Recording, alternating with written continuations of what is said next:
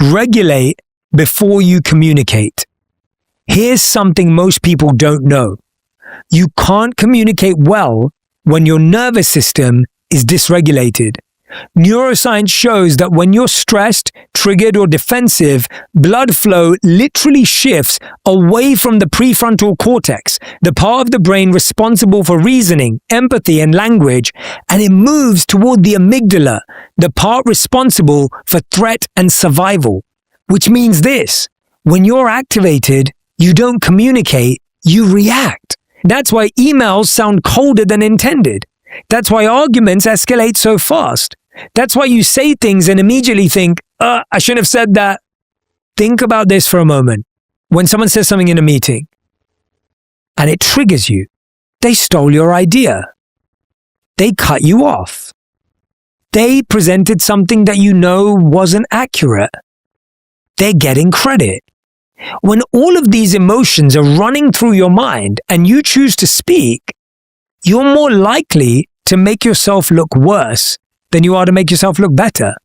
If you don't choose to regulate and you react instead of respond effectively, you actually create more issues for yourself long term and make more people not want to listen to you than when you're able to keep your calm. This isn't about emotional bypassing. I'm not saying to not worry about it. I'm not saying not even to get involved. I'm saying that you want to come from a position of strength, not from a position of weakness. Effective communicators do something simple but powerful. They pause, not to avoid the conversation, but to protect the outcome.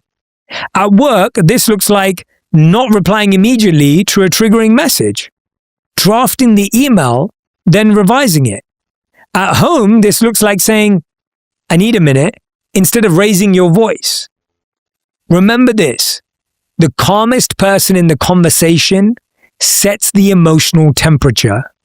Regulation is not weakness, it's leadership. We think if you're quiet or you pause, you sound weak. Actually, the most powerful speakers, whether on a stage or in a meeting, use pause most effectively to draw people in, to get people to lean in, to get people to actually listen. It shows a sense of self-control. When people talk at a slower pace, when they have the ability to actually hold back on that emotion. Because guess what? Everyone thought you were about to respond emotionally.